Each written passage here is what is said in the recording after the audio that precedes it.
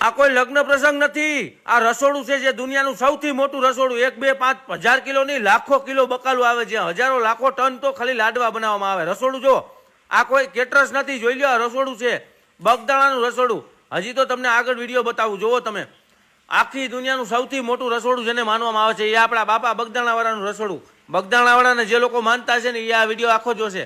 બાકી જેને આમાં ગેમ રમવામાં અને મોબાઈલ ફોનમાં રસ હશે ને, બહુ ગેમો રમવામાં વિડીયા જોવામાં એને મજા નહીં આવે.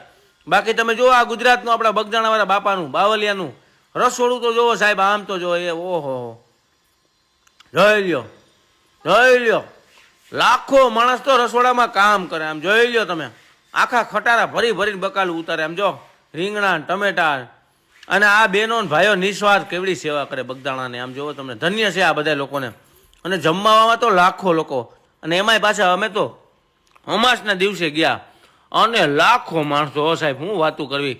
તો આખો વિડીયો જોજો. આપણે બગદાણાવાળા બાપાને દર્શન કરશું. ઝાડની અંદર, વડલાના ઝાડની અંદર બાપાનું મોઢું દેખાય એ જોશું. પછી આની અંદર આપણે એ પણ જોશું કે એક જગ્યાએ બાપા સીતારામના વાસણ હજી પડ્યા છે, એની 4 વ્હીલ પડી છે. મતલબ બાપા સીતારામની યાદો તાજી હજી પણ છે આ કળા કળિયુગની અંદર. જુઓ તમે, ક્યાંયથી લોકો આવે. જો તો દોસ્તો, આ તમે જોઈ શકો છો કે આજે મસ્ત અમાસ છે. અમાસના દિવસે ધબ ધવાટી માણસોની કેવડું લાખો માણસ આવે છે, જુઓ તમે. અને કોઈ દી પ્રસાદી ઘટે નહીં, અહીંયા વધે ઘટે નહીં સાહેબ.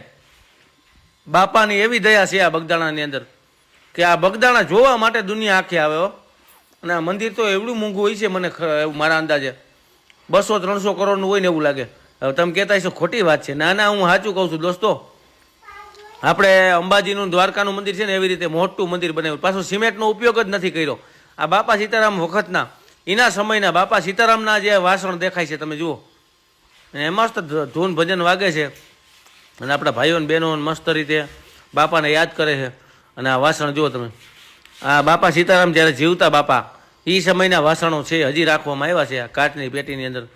તમે કહેતા હશો આ નવા કેમ દેખાય? તો મિત્રો, આમાં તો શું છે કે પછી એ લોકોએ કલર માર્યો હોય અથવા તો એવું કર્યું હોય એટલે નવા દેખાતા હોય, સાચવીને મૂકી દીધા હોય.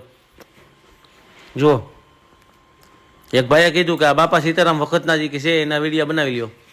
તો તમને એમ બતાવીએ બાપા સીતારામનું લાઈવ બગદાણાથી. બરાબર, રસોડું તમને આગળ બતાવી, તમે ગાંડા થઈ જાઓ. એવડું મોટું રસોડું. હો ભાઈ, બગદાણા એક એવું ધામ છે મિત્રો કે જેનું રસોડું આખી દુનિયામાં ફેમસ છે યાર. રીંગણા, ટમેટા અને ગુવારની તો આખી ગાડીઓ ઉતરે ખટારા. અને શાક તીખું ન થાય, મોરું ન થાય, કોઈ જાતનું કોઈ વધઘટ ન થાય, એવી બાપા સીતારામની કૃપા. એકદમ મીઠું જ શાક બને. પ્રસાદમાં તમને મજા જ આવે.